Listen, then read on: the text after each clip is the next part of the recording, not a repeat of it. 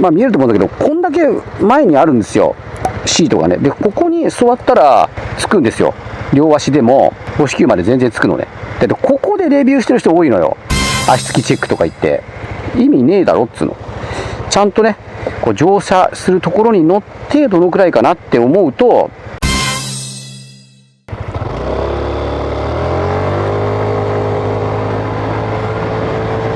はいえ。いや、はいえ。ここで入るんだよね。って考えると R1 号とかとは全然セッティングが違うね。で、このねフラットフロアがね、ライディングポジションの自由度が高いから、でしかもシートもフラットなのよ。これ相当いいだろうなって思ったんだけど、これは絶対痛くならないだろうなっていうところに落とし穴があるんですよ。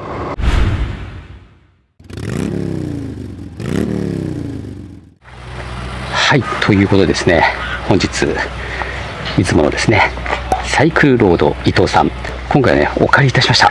こちらでございます。 X フォース、めちゃめちゃかっこよくないですか。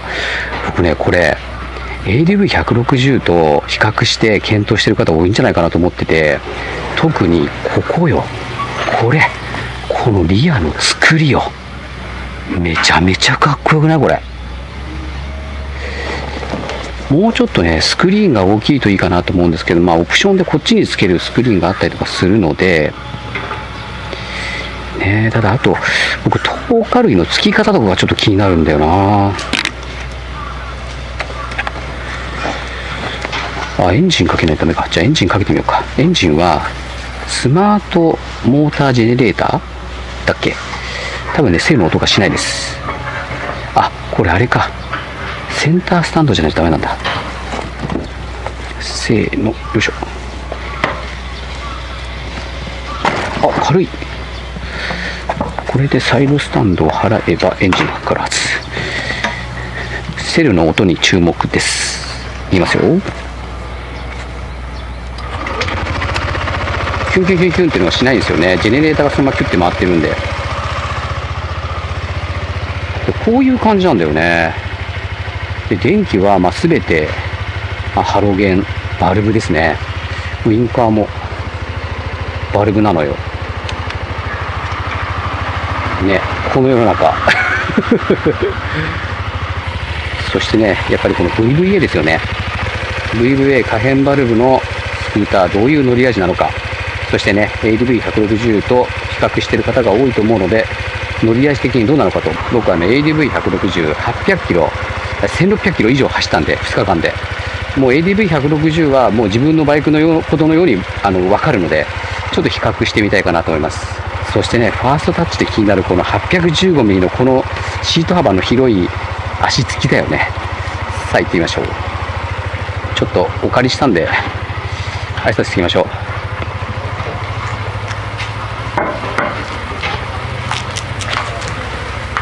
お借りします。すいません、ありがとうございました。X フォース試乗車としてあるみたいなので、ぜひ気になる方はサイクルロード伊藤さんへですね言っていただけるといいかなと思います。それでは 815mm のこの足つきどうだ。よいしょ。せーの。ここがさフラットフロアなのよ。ここが何もないのよ。乗りやすいんだよね。さすがに高えなだけどまあこう130キロしかないしね。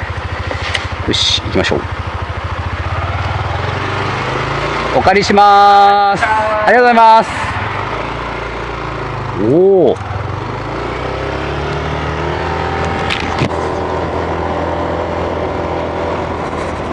お、目線がバリバリ高い。やっぱりスクーターってそうだよね。最初乗って気になるのは、今日ねここまでね実はVFR800X あんまり乗ってなくて、ちょっとエンジンかけた方がいいかなと思ってここまで VFR800X で来たんだけど、これはね ADV160 の時も言ったんですけど、突き上げが強いって言ったけど、これはね、さらに強いかもよ。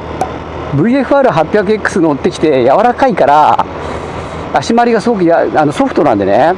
で、乗り換えてからいきなり感じるっていうのもあるかもしれないけど、いや、クロスカブとかよりもこれ全然硬いし、足やっぱ、なるほどね、これはね、皆さん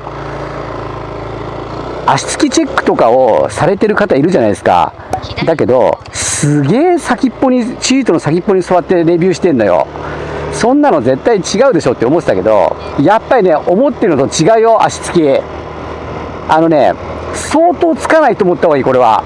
815っていうこと自体でね、僕の VFR800X と同じなんですけど、VFR800X よりは、まあ、つかないよね。だってやっぱシート幅広だし、でしかもね、シートって先っぽになれば細くなるじゃない。でそこに座って足つきますねとか言ってんですよ。そんなのね、そんなとこ座って運転もしねえし、例えばこう止まるじゃん。こう今止まるんだけど、止まるときってこう乗った状態、着座の位置からそのままスーッと足出しますよね。このままスーって。そしたらね、やっぱりシートの結構幅広いところに座った状態で足出すので、すげえ前に座ってるわけじゃないからね。やっぱ足つきはそんな良くないよ。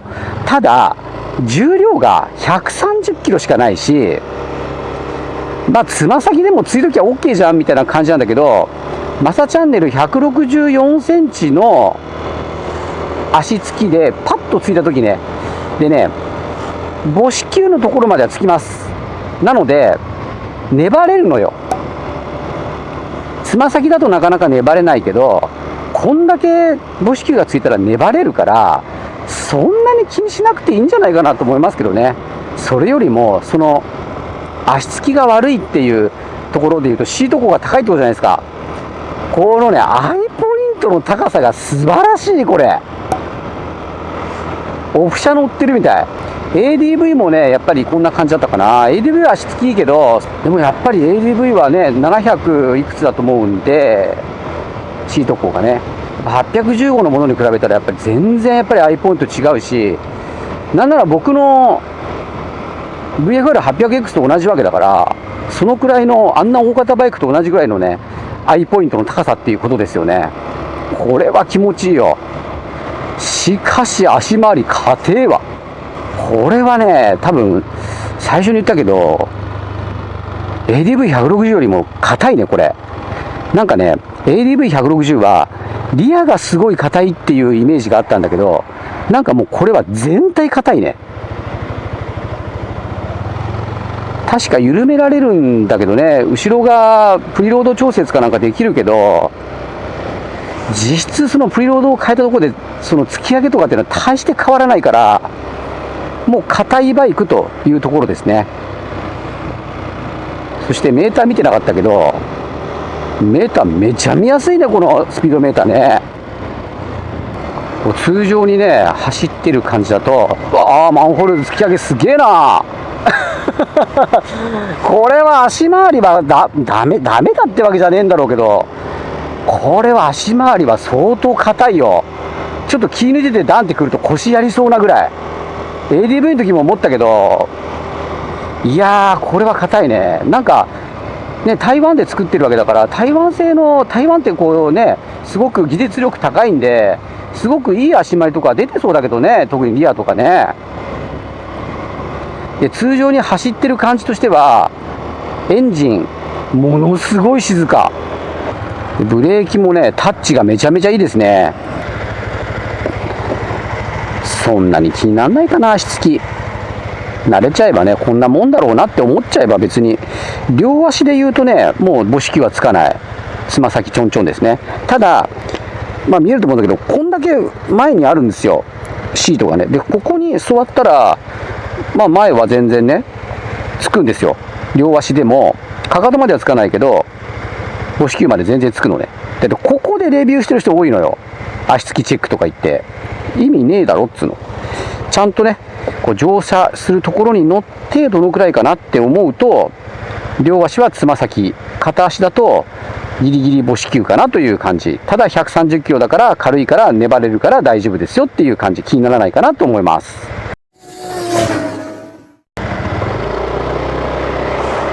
発進もね、ほんと静かで力強い。ちょっとそこ曲がったらちょっと一気に加速してみましょう。さあコーナー曲がりますよ。ナチュラル。せーのドン。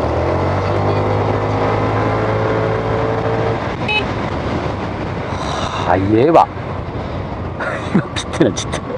これね、分かると思うんですよ。ホンダと逆なんでね。速い。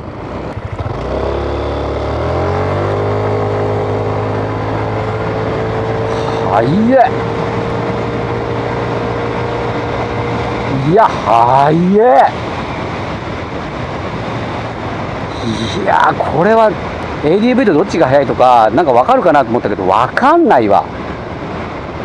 ADV の方がパワーはちょっとあるんだけどね。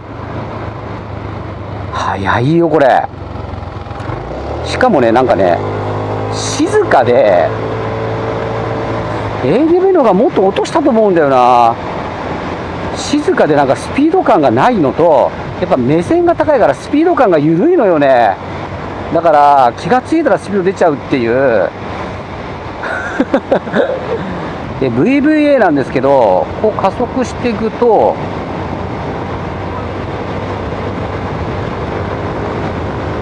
こで入るんだよね。5000どうだろうな、6000回転5000回転後半ぐらいで入るからって考えるとR15 とかとは全然セッティングが違うね。早めに入る感じだと思いますね。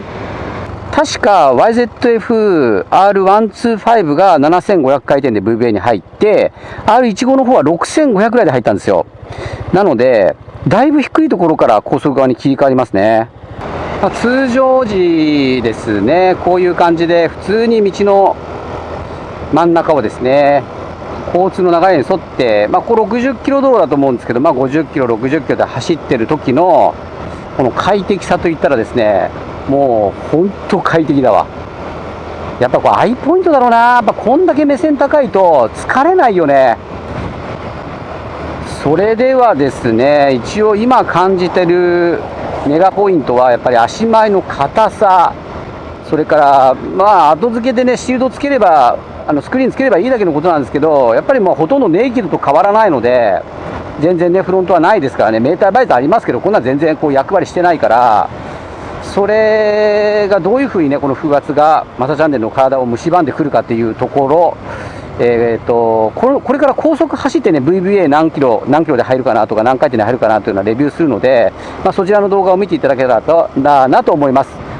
で今日これからワインディング走って高速走って帰ってきて100キロちょっとだと思うんですけど走ってた後にこの後画面を切り替えますので、マサチャンネルの体がどういうふうに消耗しているか、ネガポイントがどういうふうになってるのかっていうところですね。走った後でですね報告しないと分かんないじゃないですか。その辺ちょろちょろ乗ってレビューしたって試乗動画とレビュー動画って違いますからね。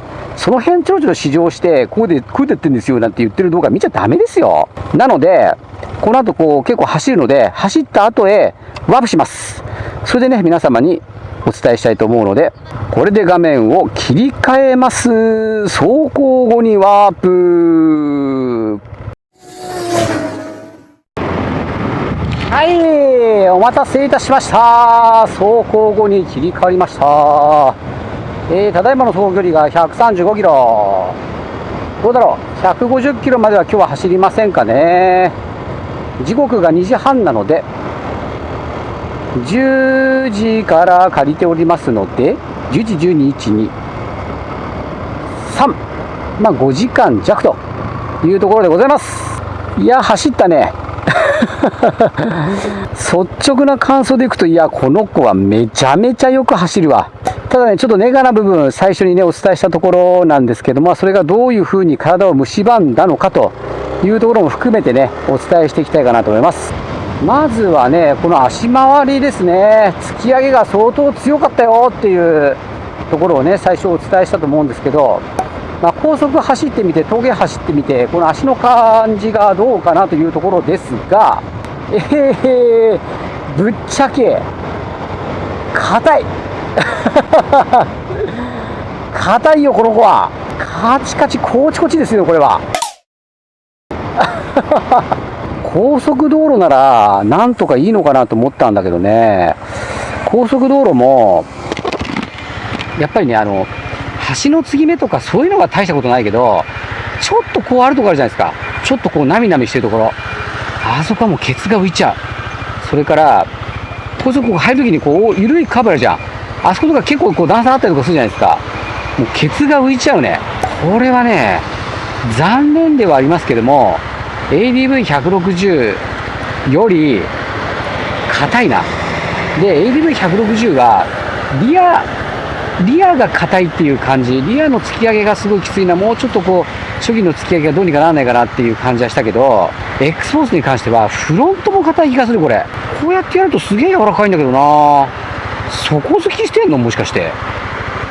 わかんないけどね、こうやってやったらすごい柔らかいのよ。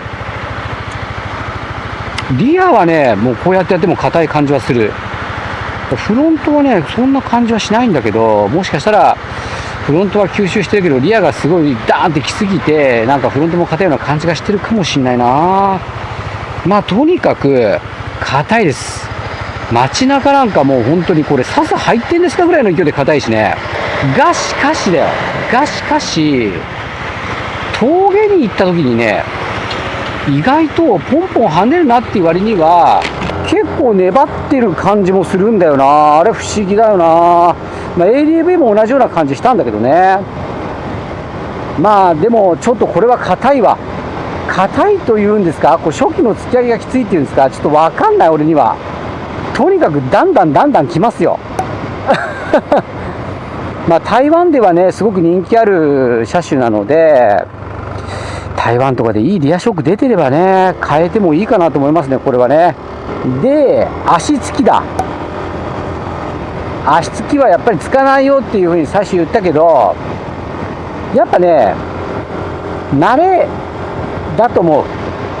軽いから問題になることはないと思います。164センチの僕で、いやこれ足つかなくて怖くてどうしようもねえやっていう感じはしないので、問題ないと思います。ただよ、慣れてないじゃん。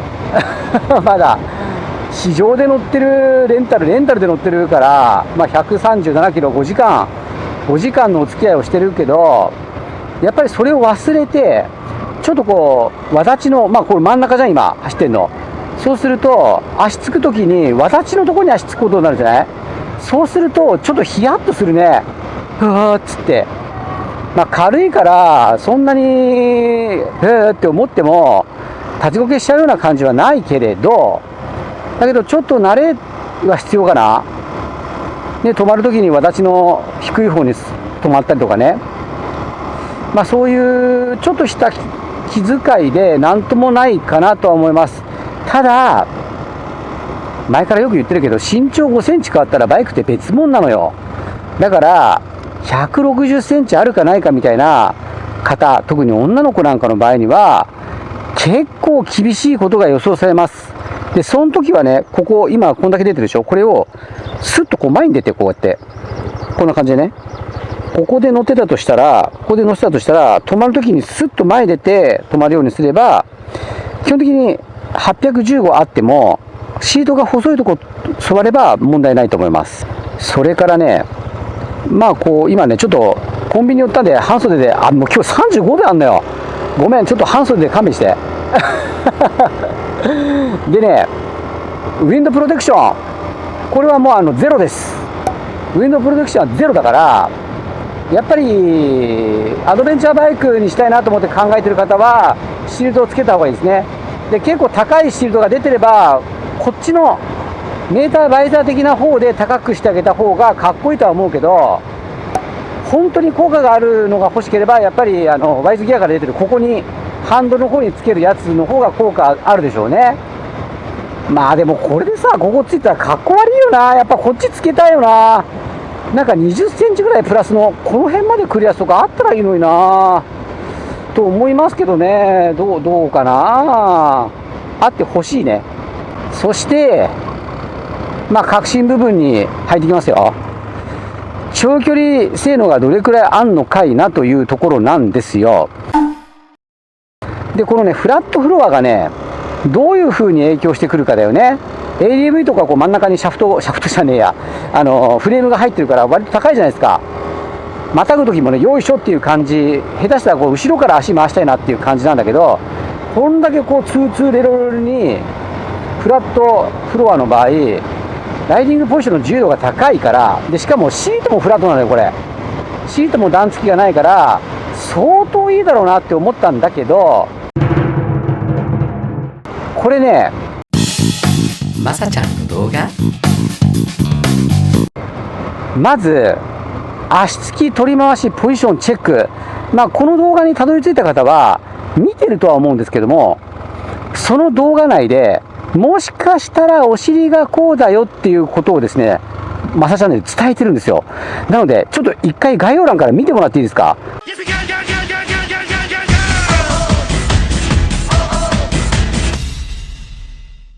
この動画が公開する前にその動画公開になってるんで見れると思うんで、概要欄に行って足つき取り回しポジションチェック X フォースのちょっと見てください。でその中でもしかしたらお尻が痛くなるかもしれないよっていうことをマサチャンネルは伝えてます。でこれは長年の経験上痛くならない要素がたくさんあるじゃん。ライディングポジションの自由度が高い、シートがフラットふかふか、座面が広い、ポジションもすごく楽、これは絶対痛くならないだろうなっていうところに落とし穴があるんですよ。でそれがよ、ここから話すことは足つき取り回しポジションチェック見てないと分かんないからね。フラットフロアによって足が上に上がるんだな。これは何言ってるのお前って思うかもしれないけど、普通のバイクって膝の角度が下に下がるでしょ。こういう風に下がるじゃないですか。そうするとシートの内側とかを股の内側で支えられるのよ。力の分散ができるわけ。簡単に言うと、大人が赤ちゃんが座るような椅子に座った場合に膝がさこういう風に持ち上がるじゃん。こういう風にさ、そうするとお尻の1箇所だけでシートに押し付けられるような感じになるの分かります？これって俺ハーレー乗った時とかレベル乗った時とかも言ったんだけど、結構後傾姿勢のバイクってお尻の1箇所が当たるから痛くなっちゃう場合が多いのね。これもこんだけのここまでは素晴らしいんだけど、フラットフロアに作ったがおかげで足をつく場所が高いのよ、位置が。そんでどうしても膝の角度が上になっちゃうから、僕の身長164センチでも結構ねお尻だけで支えるようになります。なのでぶっちゃけ5時間弱乗ってお尻が痛いかどうかっていう話になると、残念、結構痛いわ。これは例えばだけど、すごく後ろに乗ってで足を前に投げ出して、なるべく内股がここに設置するような感じで乗ってなんとかしてるって感じ。普通にこういう感じで乗ったら、これはね、特に身長高い方、160後半175ぐらいの方はね、もうねお尻痛くなっちゃうと思います。ちょっと工夫しないと。お尻かなり後ろに座って、ちょっと足を投げ出して、で内股でシートの内側を押さえるような感じ、しかも前傾というか、そっくり返った感じにしないで、ちょっと前傾気味にしていったら、もしかしたらいい感じで乗れるかもしれないですね。じゃあ最後ね、燃費計算いきたいと思います。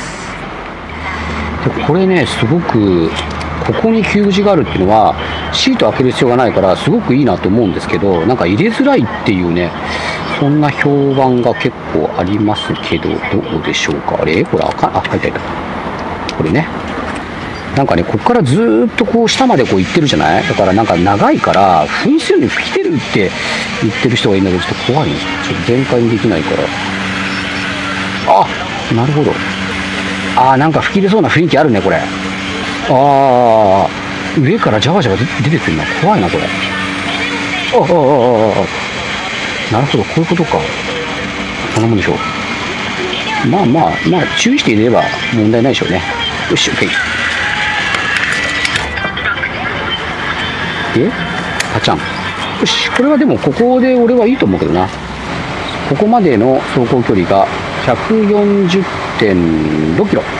割ることの 3.58 はリター39。これね、今日申し訳ないけど、ほとんど高速だし、峠でもぶち回したし、高速でもぶち回してるから、確実にこれはもう40キロ走ります。もしかしたら ADV よりいいかもしれないね、これね。よし、じゃあ、レンタル元に返すんですが、あとね、もう一個ね、俺的に気になるんだけど、シートしたスペースも結構あるのよ。多分 ADV より広く感じる。なんでかな、こっちの方が使いやすそう。ADV の方が、ネットインスペースの容量大きかったんじゃないかな。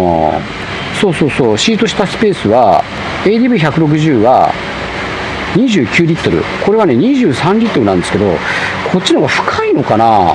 なんか使いやすい感じがしますよ。ちょっとね、ただね、シートを開けるときに、必ず、オンにするじゃん。オンのこっち側にあるのよ。だから必ずオンになるのね。それなんかオンじゃない方にしてくれればいいのにね。これ一番下にあんのか。ちょっと待って。ここで焼くのか。俺ずっとオンにしなきゃあかんねえと思ってた。ちょっとね、いっぱいになってますけど、多分 ADV の方が多分こっちが広いんだよね。で、深さは多分 X フォースの方があるかなとは思います。